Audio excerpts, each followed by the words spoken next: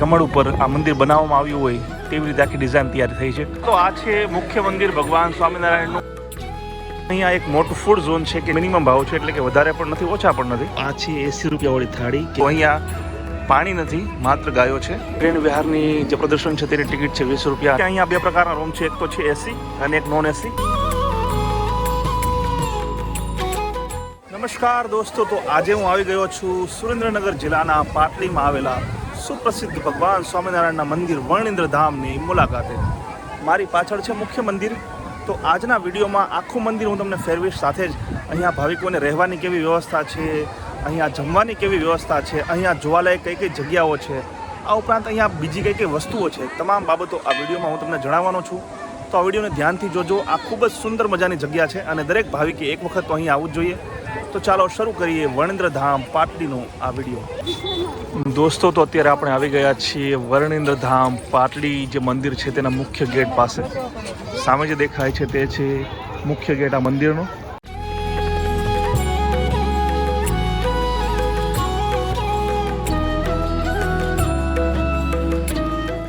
તો જ્યારે આપણે મુખ્ય ગેટથી અંદર પ્રવેશ કરીએ છીએ ત્યારે તમને કંઈક આવું દ્રશ્ય દેખાય છે. મંદિરની બંને બાજુ નાની નાની દુકાનો છે કે જ્યાંથી તમે પ્રસાદ અને અન્ય વસ્તુઓ ખરીદી શકો છો. તમે જુઓ કે મંદિરમાં પ્રવેશતા જ પહેલાં દેખાય છે ભગવાન સ્વામિનારાયણની આ પાવનકારી પ્રતિમા. મંદિરની બિલકુલ સામે જ ભગવાન શિવનું તાંડવ કરતા હોય ભગવાન શિવ તેવી પ્રતિમા છે.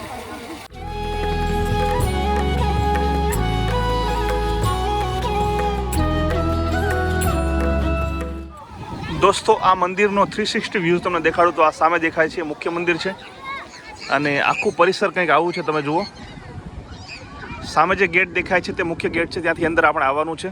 ફરતી બાજુ દુકાનો છે અને ધીમે ધીમે અહીંયા આવશો તમે એટલે તમને દેખાશે આ મુખ્ય મંદિર.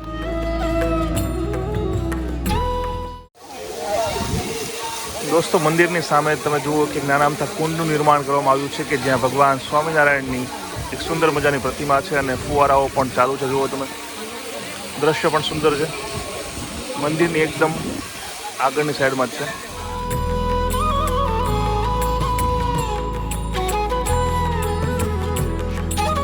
તો અહીંયા બે રસ્તાઓ છે. એક છે મંદિરમાં જવાનો, જે આ બાજુ છે, જ્યારે સામેની સાઈડમાં છે મંદિરમાંથી દર્શન કરીને પાછો આવવાનો. તો અત્યારે આપણે દર્શન બાકી છે એટલે આપણે આ રસ્તાથી જશું. દોસ્તો, તો આ છે મુખ્ય મંદિર ભગવાન સ્વામિનારાયણનું. અહીંયા છે ભગવાનના બાળ સ્વરૂપનું મંદિર સામે જે દેખાય છે તે. જ્યારે આ બાજુ જે છે તે છે કષ્ટભંજન દેવ હનુમાનજીનું મંદિર. આપણે ત્રણેય મંદિરના દર્શન કરીશું, પરંતુ સૌથી પહેલાં આ મુખ્ય મંદિરના દર્શને જઈએ.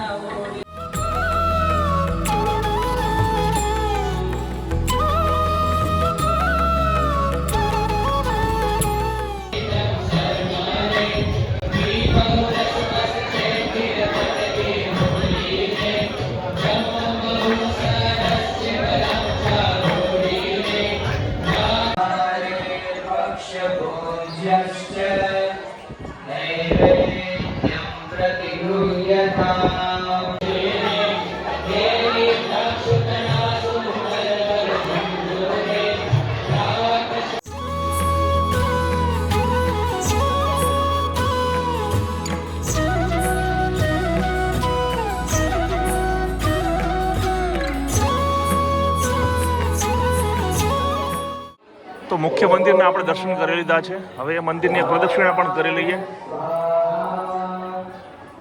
તો જો આખું મંદિર જાણે સોનાનું હોય તેવી રીતે ગોલ્ડન કલરનું છે પાછળની સાઈડમાં પણ. અને સ્તંભ પણ કેવા સરસ મજાના બનાવ્યા છે, જાણે કોતરણી કરી હોય. જુઓ તમે,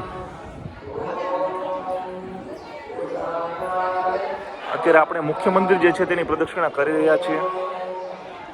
અને મંદિરની જે દિવાલો છે તેની ઉપર સરસ મજાના ચિત્રો છે ભગવાન સ્વામિનારાયણના, જે અલગ અલગ પ્રસંગો છે જીવનના તેને લઈને. તો મુખ્ય મંદિરના દર્શન કર્યા બાદ હવે આપણે મંદિરની સાઈડમાં જે બીજું મંદિર છે ત્યાં જઈ રહ્યા છીએ.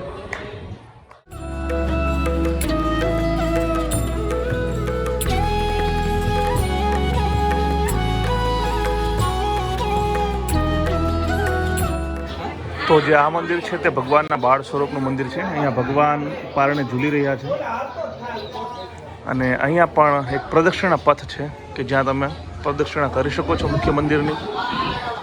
અહીંયા પણ તમે જો ભગવાન સ્વામિનારાયણના અલગ અલગ પ્રસંગો છે, જીવન પ્રસંગો, તેના ચિત્રો છે.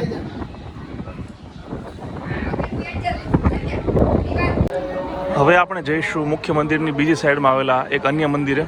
દૂરથી દેખાઈ રહ્યું છે મને, આ છે કષ્ટભંજન દેવ ભગવાન એટલે કે હનુમાનજીનું મંદિર, પવનપુત્ર હનુમાનજીનું મંદિર છે.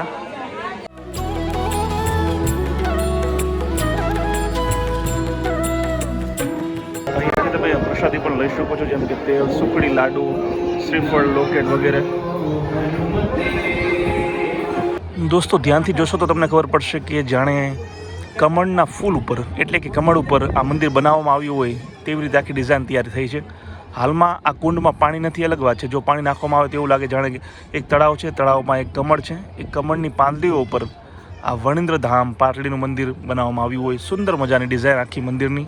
તો આ મુખ્ય મંદિરની ફરતે આવા નાના નાના મંદિરો પણ છે, કુંભ સમાન. કુંભમાંથી જાણે મંદિરનું નિર્માણ કર્યું હોય તેવી રીતે બનાવવામાં આવ્યા છે. ઘણા બધા મંદિરો નાના નાના છે, જેમ કે આ છે ભગવાન બુદ્ધનું મંદિર. તો આ મુખ્ય મંદિરના દર્શન કરી અને સાથે તમે આ જે નાના નાના મંદિરો છે ફરતે તેના પણ દર્શન કરી શકો છો. અહીંયા છે વામન સ્વરૂપના શાલિગ્રામ ભગવાનનું મંદિર. મંદિરો તો એટલા છે કે તમે દર્શન કરીને થાકી જશો, પણ મંદિર નહીં ખૂટે. પણ જગ્યા ખૂબ જ સુંદર છે, એમાં કોઈ બેમત નથી. દોસ્તો અહીંયા નિત્ય દર્શન વિશે પણ માહિતી આપવામાં આવી છે. તમે જુઓ કે મહાભિષેક સવારે 5:30 કલાકે છે, પૂજન આરતી 7:15 વાગે, મહાભોગ આરતી 10:30 વાગે સવારે, સાંસ્કૃતિક પ્રદર્શન બપોરે 1 વાગે શરૂ થાય છે, જ્યારે નગરયાત્રા સાંજે 6 વાગે અને સંધ્યા રાજોપચાર આરતી જે છે તે સાંજે 7 વાગે થાય છે.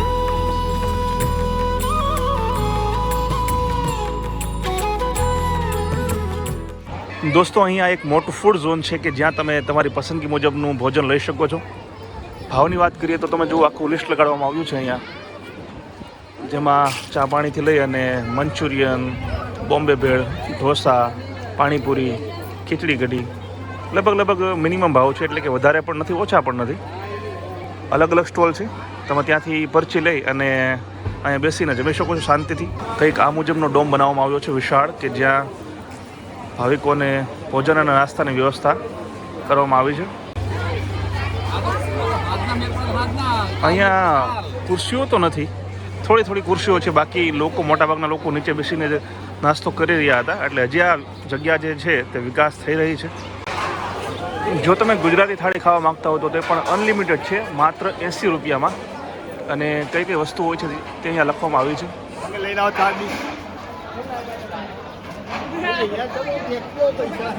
તો મને લાગે છે કે નાની નાની વસ્તુ ખાવા કરતાં 80 રૂપિયાની આ ડીશ ખાઈ લેવી જોઈએ. ઘણી બધી વસ્તુઓ છે. તો આ છે તે જગ્યા કે જ્યાં 80 રૂપિયામાં તમે અનલિમિટેડ જમી શકો છો. અહીંયા એક મંડપ નાખવામાં આવ્યો છે કે જ્યાં ઘણા બધા પર્યટકો ભાવિકો જમી રહ્યા છે. ચાલો આપણે પણ ડીશ લઈએ અને જોઈએ કે કઈ કઈ વસ્તુ જમવામાં છે. આ છે 80 રૂપિયાવાળી થાળી કે જેમાં આવશે 2 શાક. આજે છે એક દેશી દાળનું શાક અને સાથે જ કોબી બટાટાનું શાક, સાથે જ આ દાળ ભાત, રોટલી અને આ છાશ. અનલિમિટેડ છે, તમે ઈચ્છો એટલી વખત ખાઈ શકો છો, જેટલું ખાવું હોય એટલું ખાઈ શકો છો. અને આખી આ જગ્યા છે, બેસવાની કોઈ વ્યવસ્થા નથી, એટલે કે ટેબલ નથી, તમારે નીચે બેસીને જમવું પડશે. તમે જુઓ લોકો બધા નીચે બેસીને જમી રહ્યા છે. તો દોસ્તો મેં 80 રૂપિયાવાળી અનલિમિટેડ થાળી ખાધી અને શાક, રોટલી, દાળ ભાત બધું બરાબર હતું.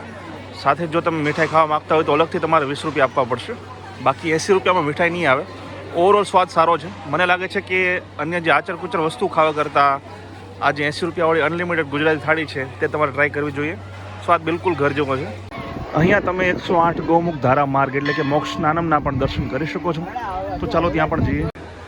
તો જેવી રીતે પોઈચા મંદિરમાં પણ ગૌમુખના દર્શન આપણે કરી શકીએ છીએ અને આવી જ બિલકુલ જે ગાયો છે તેમના મુખમાંથી પાણી નીકળતું હોય છે, એટલે કે ધારા વહેતી હોય છે. પરંતુ અહીંયા પાણી નથી, માત્ર ગાયો છે.